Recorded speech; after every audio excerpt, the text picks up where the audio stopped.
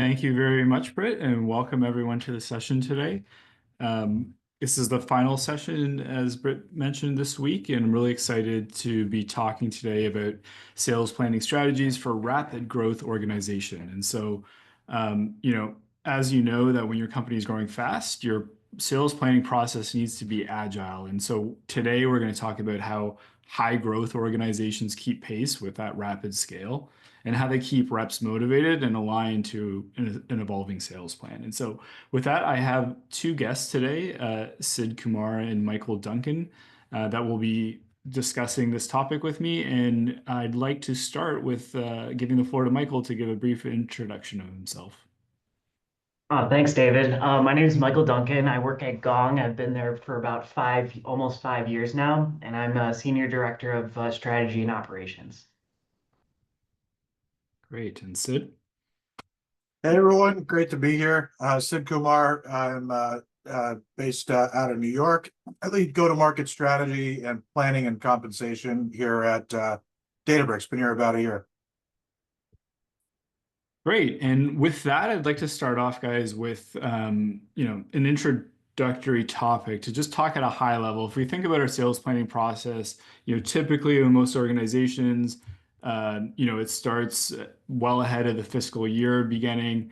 But obviously, when there's rapid change throughout the year, things need to be different than perhaps an annual review. And so, how in your experiences and your teams do you proactively design a process that can handle mid-year growth?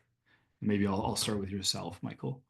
What we do is at the beginning of the year, I challenged our team to come up with what we call tripwires for our KPIs. So when we know we cross a tripwire due to us having experienced high growth or underperforming an environment, we know how to kind of reshift our investments, whether we increase investment or pull back investment or shift it to another area. This has been extremely helpful for us to kind of be nimble and continue to grow the business accordingly.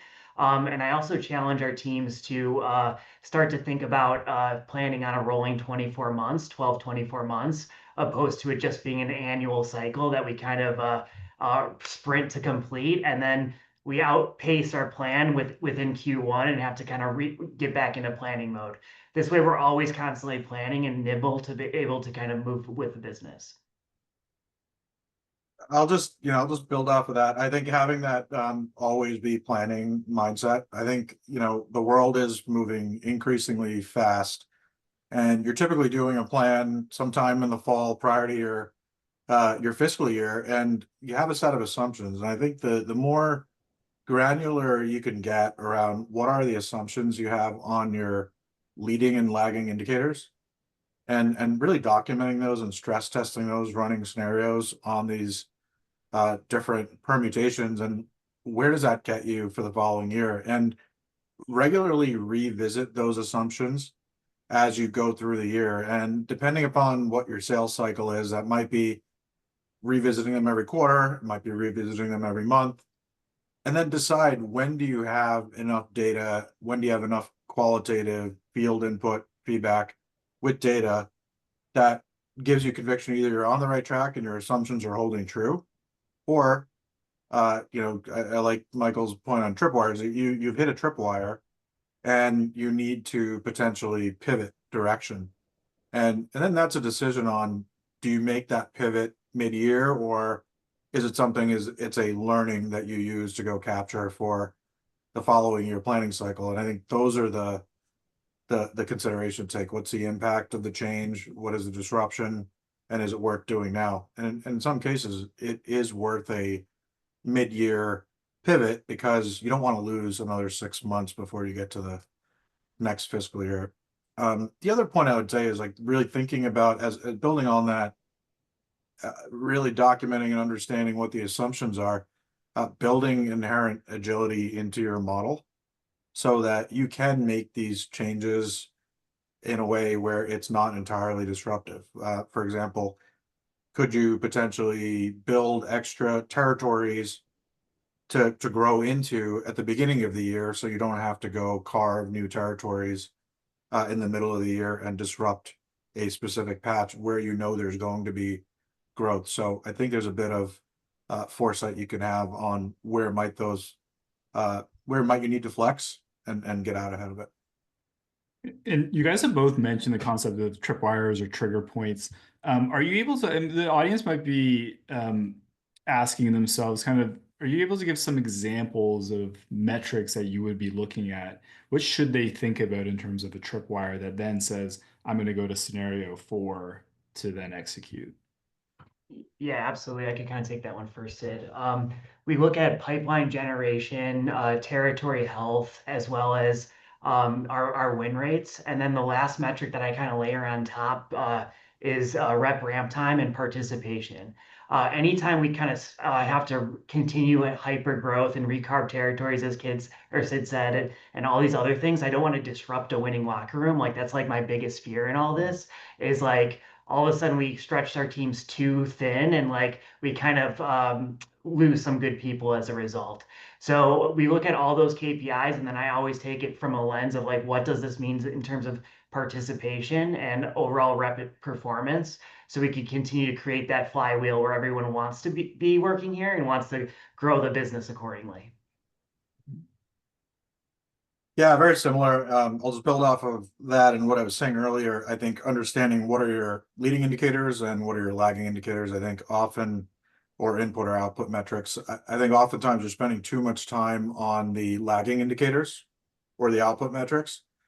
And those, by definition, it's too late sometimes to influence these. But if you start watching the trends and patterns further up the funnel or up the stack, you start to get a sense of where things may be going awry. So I think typically, it depends on if are you in a consumption model, are you in a SaaS recurring revenue model? Your business model is going to dictate what you actually look at, but top of funnel in terms of what lead conversion looks like, what does your pipeline and opportunity creation, progression, close look like? I mean, those are going to be the most common elements, I think, in a consumption model where you need to constantly be adding more opportunities, or we call them use cases, into the front end of the process to make sure we have enough to progress and you have these things launching and moving into production. Bit more focus on overall pipeline if you're in a pure bookings model, and then everything that goes with pipeline health. And do you have enough capacity on the ground? Are your reps, do they have the right activity? So I really think it depends on the model, but the point is having clarity on what those 3 to 5 are. And I say 3 to 5 is it's easy to get really caught up in a laundry list here. What are the 3 to 5 you're gonna, maniacally look at and see is your business on track or not? And just having clarity across your GTM team for that. And those 3 to 5 indicators, are they always comp plan related, or are they sometimes completely disconnected from the comp plan? They don't have to be comp plan related. In the case of BDRs, for example, or SDRs, they tend to have some activity component oftentimes in their comp plans. There's an example of a leading indicator to pipeline, could be meetings or dials or whatever some activity metric might be. That's a leading indicator to pipeline for other roles. In that case, the comp plan does have a leading indicator in it. When it comes to other roles, you typically are going to have a revenue number or a bookings number. You're not measuring them on activity, you're measuring them on output or impact. So you have to figure out what are the leading indicators for those metrics. And then what are you going to hold the AE accountable to? What is the frontline manager going to look at across their book of their portfolio and all of their AEs, understand where do they need to dive in and help, where are things stuck, and revenue is going to be, again, as I said, it's too late once you get to the revenue, and you should certainly do it from a root cause diagnosis after the fact to see what could you have done better, but in quarter you're typically going to be trying to identify the behaviors and are things progressing the way they should. And Michael, you touched on this thing before I wanted to follow up on in terms of even planning ahead of 12 months, even extending it to 24 months. Are there different assumptions or how easy is this to do? Because immediately in my head, it's thinking 12 months is hard enough. How are you doing it over 24 months? What inputs do you need? Is it just solid communication from the senior leadership in terms of where we're long range plan? Yeah, pretty much. So we're very connected with finance, like as we kind of go through the planning process and as we create our like rolling assumptions. So while I don't have a crystal ball and I know where we're going to end this year, we do a really good job forecasting. So we fold in our forecast for the remainder of this year into our planning process, and then we have an assumption, growth assumptions that based on where we land this year, what we kind of want to do loosely next year. And then it's really kind of like taking the headcount plan and say, okay, do we have enough capacity and territories over this long-term horizon to hit this loose plan for next year, revenue plan for next year? And if the answer is no, or we have to kind of start hiring ahead, especially as we move up market and enterprise and you have longer rep ramp times, like we might start pulling ahead some of those hires into this year. So that way we enter next year with fully ramped enterprise reps and we could continue to kind of create this exponential growth trajectory. So it's really just kind of playing with those levers and like taking a glimpse into next year and just asking yourself the question like, how comfortable do you feel hitting these revenue targets? And if you're not very comfortable, you have to start to have those conversations with the business on like, how do we kind of like think on a longer horizon? So that way we could start working within your segment or your team or whatever it is to start hiring more people, building more territories, and giving them like a longer horizon on kind of what we expect from the leadership team in order to hit those growth targets as well. So they're not like, this also helps when we get to the annual plan. They're kind of along the ride the whole year. So they're not sticker shocked when I put a big revenue target in front of them and say, go hit this. They kind of already put together their opinions, their risks, and all that other stuff to me to where we've already worked through a lot of that problem statement. And I wanted to ask, I think Sid, I think you brought up the word performance, and it got me thinking about, what if I am, really hitting it out of the park in terms of top line revenue? This is one of my tripwires is hit. How do you separate over performance or this, the need for growth, perhaps that is a result of structural change? I need to hire more reps, I need to carve new territories versus this is something that can actually just be handled by the current FTE count and structure. Like how do you navigate those two decisions? Yeah, I think that, I mean, it has to do, I think, with what type of model you're in, I think, and I go back to my point on sales cycles. Do you have a less complex sale? Are you going after a segment of the market like SMB, where you tend to get into a very capacity-driven discussion around, do you have enough capacity to create enough opportunities at a certain win rate with a certain ASP to get you to your MRR number? In that type of context, it's there are nonlinear aspects to it, but it's largely, a P times Q model, right? With win rate applied, their capacity is inextricably linked with output. And there's things you can do to make that capacity more productive with AI and so forth.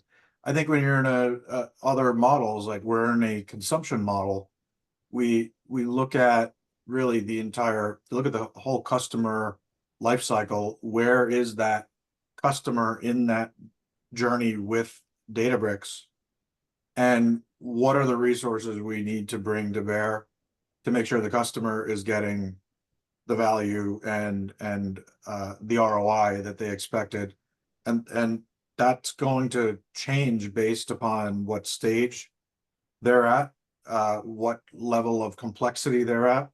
So you start to get to a segmentation phase of adoption type of model that helps you think about what the capacity is, and it becomes a little less linear and more about what's the work that needs to be done, what are the types of engagements that the customer needs, and then what are the skills that need to be need to be there to do it. And you might say you have enough AEs, even if this account is growing by 2x, you don't need to add another AE, but you need more technical resources because the nature of their deployment has gone from complexity level 4 or 5 to complexity level 8 or 9 out of 10. And that's the work that needs to be done with this account, as opposed to account management, where you might be sufficiently covered on that. So I think it really depends on what's the work you're trying to get done. I agree with with you, Sid, there. Like when we come out with new products and new features, like things that like are going to increase our ASP and deal size, like I'm actually probably not adding more headcount to get more juice out of the sales team, but I might need more technical resources because those new products or the product suite is now more complex, and the implementation is going to be more complex because it's a bigger footprint within our customer base. So that's a great comment, Sid. And I know that we're focused on rapid growth in this session today, but I wanted to ask you guys both in terms of specifically maybe in the scenario planning, are you doing this in an underperforming environment as well? Are you carving fewer territories, looking for smaller headcounts? Are you doing that as well in the reverse? We are. I mean, if you kind of look back the last 2 years, we kind of have these hyper cycles of like peak performance and valleys, so to speak. So I'm always trying to look around the corner and anticipate another downward cycle if we can. And the key is just to get ahead of it, right? Like we don't want to continue to hire folks based on the headcount plan if one of those downturns is kind of coming around the corner. So I just want to be able to be nimble with our organization and kind of pull back resources where it makes sense. And then the first resource that we always pull back is like pausing of hiring. And the quickly we can kind of react to the quicker that we can react to do it, the better off we are to kind of withstand that downturn. Yeah, I think certainly, I think you have to be willing to just sort of seek the truth on this and see where are you, and what changes need to be potentially made. I think the other is reallocation of resources. So it doesn't have to be a contract or grow discussion, but are there certain areas that are less affected, if maybe it's an industry vertical, or it's a geography that is less affected by some secular or macro headwind, and you can redirect those reps and resources somewhere else, and while the market recovers somewhere else. I think that's the agility we were talking about, is how can you do that in a way where you're giving the earnings opportunity for the reps, you're also aligning them with where there is potentially greater demand for capacity, and then being flexible where you can in terms of moving those resources around mid-year, if your assumptions changed or something again is fundamentally different. We had a bit of a tactical question come in, but I think it was Sid I think it's triggered by you mentioning looking at pipeline metrics. Let's specifically talk about if you're actually comping on pipeline. So the question is, if you're using funnel data to set quotas, how are you keeping sellers from gaming their funnel to get favorable quotas? Yeah, it's a good question. I think you're gonna have a revenue plan that you're typically trying to hit that may have an associated, bookings component with it, right? That your sales reps are gonna be paid on. When you're thinking about then you work backwards from that and say what needs to be true to hit that revenue plan. So it's not like people are setting their own quotas per se. It's like you're actually saying what needs to be true for the company to be able to hit those revenue plans. What's the pipeline required? What's the win rate? What's the sales cycle look like? And those are in some ways imputed from the model, and then allocated out based on what capacity you have. So nobody's setting their own targets. It's not based on a run rate of pipeline in Salesforce or HubSpot that you're using as a baseline. It's really what does the company actually need, and then where is it going to come from? and who's going to be accountable for driving it. Is it coming from marketing? Is it coming from rep sourced? Is it coming from partners? Is it e-commerce? Like, where is it coming from? So I think having the way you typically, you handle that is a sourced attribution model where you're going to look at what does the total demand pie need to look like, and what are going to be the different deduped, mutually exclusive contributors to it. So every source only gets, only every source can only be counted once. You can have concept of influence as well, where multiple sources influence an opportunity, which is the way the world works, but Right. that's how you deal with it. Did that answer the question? Whoever asked. Yeah, I think that was great. I wanted to shift the conversation over now. So I think we've established, kind of how you set up a good foundation for the sales planning process in these rapid growth environments. But now I just want to talk a little bit about, you know, how do sales, RevOps, finance, senior leadership, how are all of these different groups and stakeholders working together to make sure that you can kind of essentially run this on the fly? Like you guys are talking about trigger points, tripwires. Like, does everyone have their own, set of them? Are they all doing their own scenario planning? Who's owning this? And then how does the communication work throughout the year? Yeah, I would say like the key here is just constant communication. For me, it's between me and finance for the most part. They have their own models, they have their own forecasts, they have their own scenario plans. But the key is I know the assumptions in theirs, and they know the assumptions in mine. So when I like say, hey, like we have an opportunity to invest more in the business or go into this emerging market or whatever it is, they know where I'm coming from when I make that recommendation, and they have visibility into my model, so that way we kind of go through it together and we're comfortable. I bring them along the journey for all those decisions, and they bring me along the journey for a lot of their decisions too. So there's no surprises or like finger pointing or any of that. We truly are one team, and it's really kind of having that extreme transparency and communication. Yeah, I think if you can really back the train up on this, and the earlier you can start engaging and communicating, and even just having a shared understanding of the inventory, what are the different models and approaches and lenses that, and specifically I'll touch on finance as well. How are they looking at the world? And then how are you looking at the world across strategy and operations? And ultimately, those two worlds do need to coexist, and they need to be aligned. They don't need to say the same thing. There's going to be different altitudes for different audiences, whether whether it's a long range revenue plan, or you're doing a bottoms up at a customer level. Different purposes, but how do they talk to each other? How do they relate to each other? And hitting on something Michael said before, understanding each other's assumptions, I think is absolutely key. And you can agree to disagree, but surface what those disagreements are, and be transparent about where there's a difference of opinion, and have that discussion, have that healthy debate. And the earlier you get started, the more time you can allocate to having these like robust discussions, so you're not up against the deadlines, and then it just becomes a race to the deadline, and without the critical thinking and the ability to go look at it multiple different ways. So that's where I would say, and I one other point I would say is, like, I think over the past 4 or 5 years, I think finance has leaned more and more into go to market, with all the focus in the market on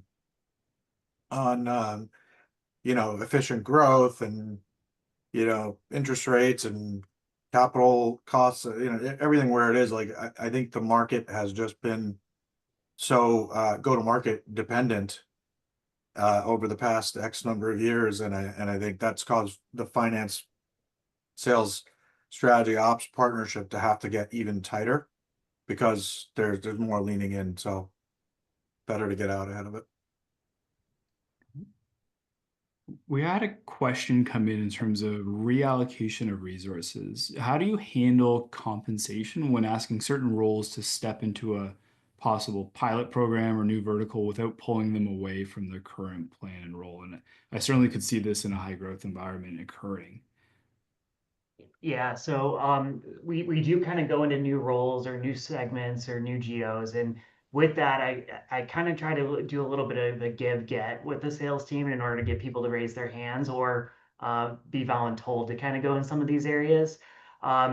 If a role does not necessarily require a ramp or something along those lines, I might give a month worth of ramp or a month worth of draw, or 2 months worth of draw, just to kind of have that rep be comfortable that they're kind of taking a risk. And it's a new environment for us that they're kind of going into. So I don't necessarily know what's going to happen despite all my modeling.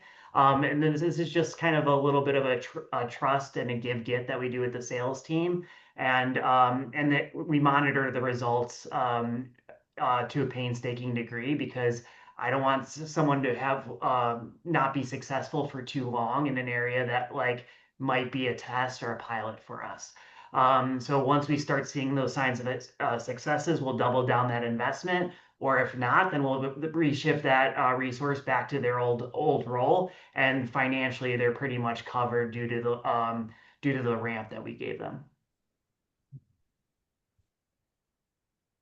Another question that came to mind is maybe more of a tactical question in terms of, let's say you are hitting it out of the park, revenue growth is greater than expected.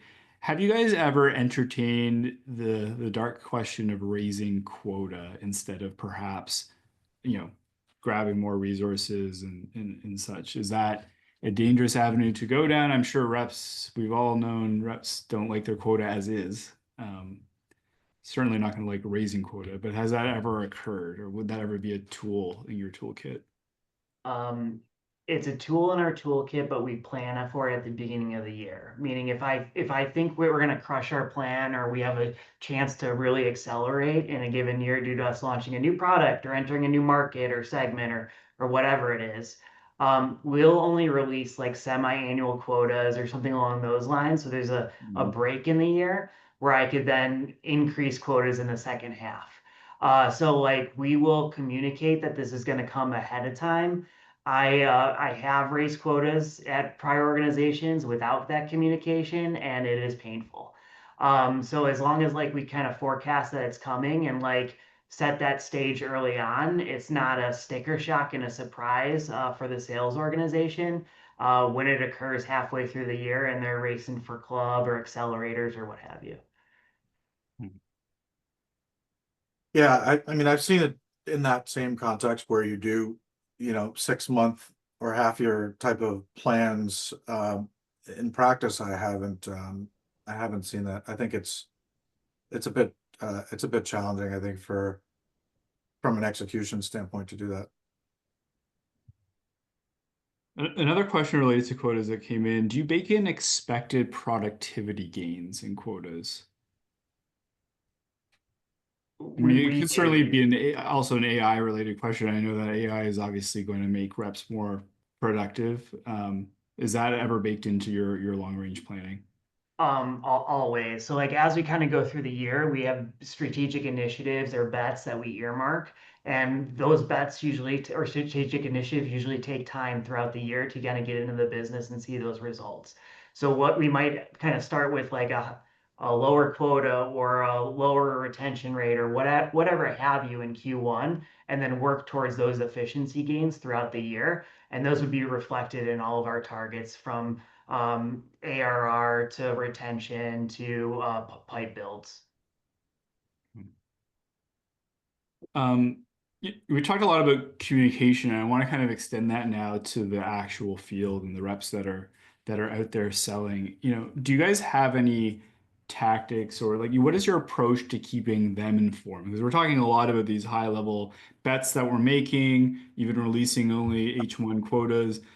How does that trickle down to the reps to give them confidence and trust? Yeah, it's a good question. I think being really mindful of what is going to hit a rep at the beginning of the year and curating it as much as you can around where do you want them focusing right out of the gate. So I've seen various versions of a fast start type of program or a kit where here are your new accounts, here are the account plans that have been transitioned over from the prior rep. Here's where the opportunities are, and here's a set of plays that you should start to focus on for the next month. Because what you don't want to set in is it takes 3-4 weeks just to get settled, and then you lose a third of the quarter already, and you're not off to a fast start, you're actually off to a very slow start, and then it becomes hard to recover. So I think the more you could say day one, here's the communications cadence that we're gonna have leading up to day one. Here's what is gonna go out from, your CRO or head of sales all the way down to what is that cascade. And you might have, regional kickoffs to get everybody oriented that first week, but really getting going as soon as you can. And I use the word curate because every team in the company is going to want reps to understand something about their product line or their event or their initiative. I think if you got to step back and say, what are all the things that are being thrown at the reps? And are we making it easy for them to get going, or are we actually making it more difficult and actually doing the opposite? So that's work that's an effort I think that's worth its time doing. I agree with you, Sid. That fast start mentality is so important at the beginning of the year. We take a lot of pride of giving our comp plans and all targets day one of the year. So reps actually know what is expected from them, how they're going to get paid kind of going into the next year. And we always kind of post how to maximize the comp plan, so that the reps kind of know what they need to do in order to kind of generate the most money for themselves, and what levers like what we want them to be pulling. The other thing is throughout the year is like as we curate our big bets at the beginning of the year, we show those at every all hands and how we're tracking towards them. We also do quarterly go-to-market OKRs as well, where we'll have stretch goals for new logos or pipe build or linearity curves, like whatever it is that we want to move the business and create more efficiency gains. We show that at the beginning of the quarter, and throughout the quarter, we'll show results towards that too. So like all of go-to-market is under kind of like um, one collective goals, one collection of OKRs that impact a lot of teams, but we're all aware of like what we're all trying to strive for together.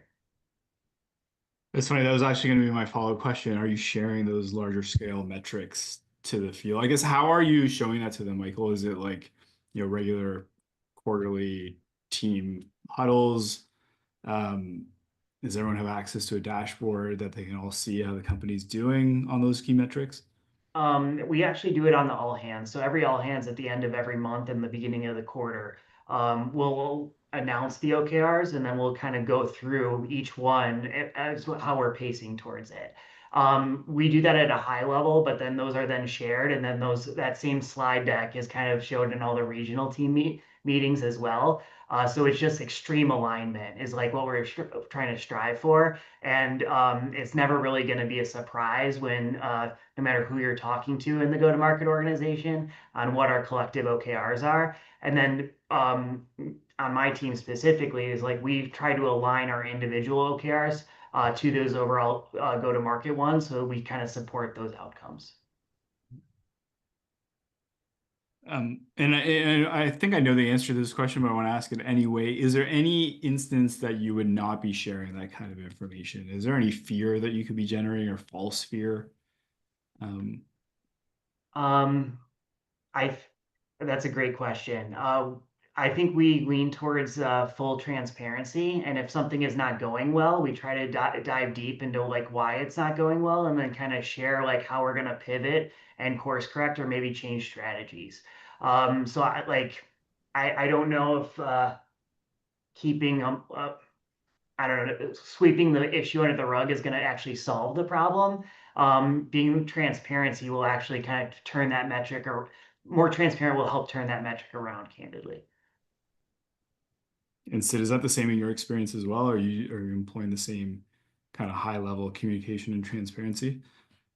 Yeah, I think the more context you can give the field around how are the things you're asking them to do, how do they ladder up to what the company is counting on, how is it impacting customers, the more you can thread that needle, I think you're just going to drive more motivation, more intrinsic buy-in to why these are the KPIs that they are and why the strategy is that there is. And it's not one and done. I think I go back to the cascade. It's also repeatability of the message. And are you getting different levels of the organization to reinforce and communicate that message all the way down, so reps understand what the mission of the company is and how they fit into it. And I wanted to talk, I don't want to just always ask the standard AI question, but I'm more curious about how are there any tools available to help with some of these mid-year shifts? Like I'm also imagining like an example you're mentioning, we're going into a new vertical or we're going to be launching a new product. I imagine it's a very big challenge to get the sales team ramped up on something in a short period of time when you're throwing out a goal at them. How do you guys navigate those waters in terms of the training and development piece? Yeah, we have a wonderful tool called Gong that we leverage to kind of measure strategic initiatives and make sure like any messaging changes or new products that we launch are being talked about the way we expect them to be talked about to our customer base. Especially when you launch a new product, like a rep is like, all right, how is this going to mess up my deal or mess up adoption because it's a brand new product that they haven't experienced yet. And what we found is like the more we kind of talk about it and reinforce that messaging and measure it, we could kind of alleviate some of the fears that reps might have of like selling or pitching a new product on an existing deal cycle that they ultimately have. So we use our product uh, a tremendous amount to kind of do all this. Yeah, I think there's it's reinforcement in practice. I think we leverage AI tools for that, basically to help reps practice their pitch, get real-time coaching out of it, and being able to go sharpen their message. I don't think there's no magic answer on that one other than it's going to take time, reinforcement. You try to make it fun too, having pitch competitions and referencing customer wins in one area and sort of root causing it back, like what caused that win, how do you highlight the example to others and say this could, here's the art of that deal, and have an AE come on a town hall and talk about how they got that deal done. I think it's just how do you start to define what success looks like, and I think learn together as you're getting that product or solution into the market, and how do you figure out a way to share and cascade that knowledge. Again, talking about the reps, I'm curious, how do you guys guard against perhaps change fatigue? I can see reps saying, "Oh, we went from an annual plan, now we're in semesterly plan. Oh, they threw out a spiff. Oh, they're throwing me a new product." How do you guard against this? Or even I don't want to say like I love the trigger point methods that you guys are talking about, but do you ever say to yourselves, we're not going to ring the fire alarm yet? There's just been too much going on this year. We'll save it for next year. Yeah, in a past life that we used to actually, map out like what are all the changes that are on the dock for April, or sorry, January 1 or February 1, whatever your fiscal year start is, and what is going to be the perceived impact, but also what is the actual disruption we'd expect from it. And you start to, if you put it on, a single sheet of paper or a slide and say, oh my gosh, all these things that we thought were just these small little changes, let's add them all up number one, and see what does that rep experience look like. And number two, are there actually things that are contradictory or could be at odds with each other Hmm. that are on that list? Because sometimes these are changes coming from different parts of go to market. They could be coming from product. They're not all necessarily coming from the same team with the same perspective. So when you kind of put all that together, you start to say, all right, what's the top third that I absolutely have to do? Where can I, where do I need some more time to go understand the rest, and can I stagger it? And then the bottom third is like, okay, can I live without not doing it this year at all? And what would be the impact of not doing it at all? Um, but I think that change, like actually planning for the change and change management is so important, especially in a business with shorter sales cycles, higher, in month, in quarter, execution requirements. I think that's pretty important so you don't overdo it. I completely agree. And anytime you have to make a change or throw it at a sales team, like you're kind of removing customer facing hours from your organization because you're pulling those teams off the floor. So you want to be very intentional about how often and when you do that. And we do the same thing that's described. Like we have an enablement calendar and a newsletter release schedule, and we limit like what we put in that calendar and what we put in those newsletters to help kind of reduce that change fatigue and only focus on the things that are truly important and will kind of drive the needle. If it doesn't kind of have a massive impact, maybe it could be just a side communication that's not as important, and we'll kind of figure out that messaging. But the enablement calendar is critical for us. Another question, this came through the Q&A, and again, a bit of a tactical one, but curious your thoughts. Um, how uh, are you, okay, sorry, it says if you're compensating based on consumption, how does it change the sales planning process, um, paying on consumption versus discrete product sales? Asking because we will be making the switch next year. Yeah, so I think the question is how do you pivot from a bookings to a Yeah. consumption? Yeah. Um, it's very different. And behaviors you want to drive are somewhat different as well. And I think what I would say is like there's different ways of driving consumption. You could pay on the full book of business that a rep has. So if they have a set of customers and there's an existing run rate with those customers, you could pay them on that, and then there's an uplift for whatever the growth needs to be. That's one way of doing it. Another way of doing it is you look at what is the incremental growth that you would expect to drive from a set of customers in a territory, and how do you want to incent that behavior? And then there's other ways of going and looking at, okay, for non-customers or prospects, what are the behaviors you want to go try to drive there to get these customers activated and get them onto your consumption journey? So you're typically going to go look at what roles do you need. Goes back to that life cycle point I made earlier. What roles do you need?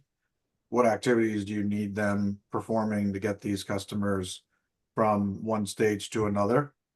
And then incenting those behaviors. I think there's lots of them are also hybrid type of plans. You can have bookings and you can have consumption.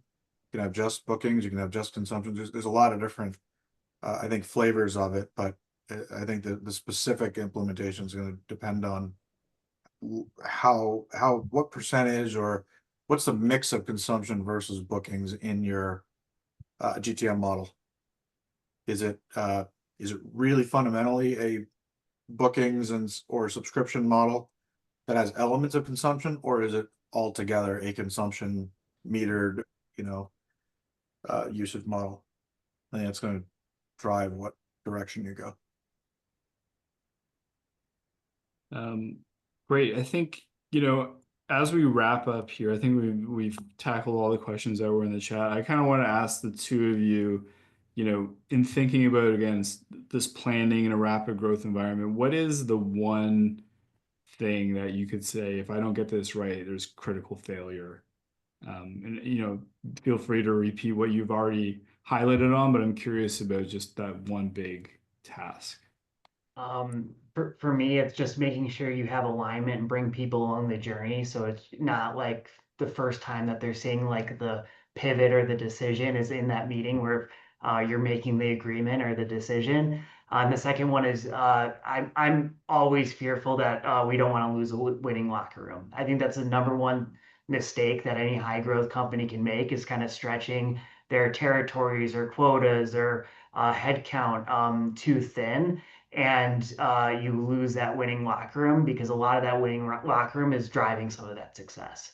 So that's something that I always keep in mind. I want to grow as fast as possible, but not as a detriment to that.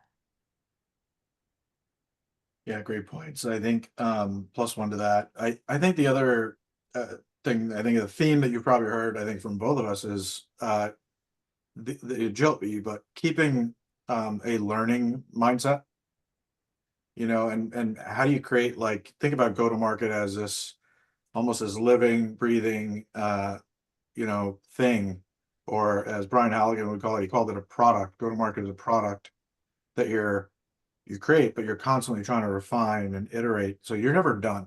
It's you have to keep that learning mindset and continually challenge your assumptions. It's easy to say, I'm done with my plan. I'm in the year. I'll think about it again next year. I think that's the wrong approach. And I think is going to set companies back if you don't continually go test those assumptions. So I think having like a learning go-to-market organization, and then really, yeah, like really thinking about it as almost like, if you're shipping software, here's version 2.0, but then during the year, be willing to ship 2.1, 2.2, 2.3, as you identify, bugs in the system, iron out the bugs. And if it's something that's like too big of a bug, or something much more structural that needs to come out in version 3, then wait till the next year, right? But it's that constant improvement, I think, mindset that you I need to. like that, Sid. Like it's just that compounding effect of all the little tweaks that you make in your go-to-market engine. It really adds up. Yeah, yeah. And then going back to what's the change management and how is that going to land in the field, being really, really mindful of that. Mhm. That's what I would say. Great. Well, we've come to almost the top of the hour, guys, and certainly went through a lot of material. So thank you so much for all of your input. I think it was a great discussion, and hopefully for the audience, answering those questions was very valuable as well. I'd like to thank Michael, Sid, for your involvement today, for joining us, and I want to thank everyone in the audience for joining. And have a great end of week and weekend, everyone. So thanks for joining. Thank you. Take care, All guys. right, thank you.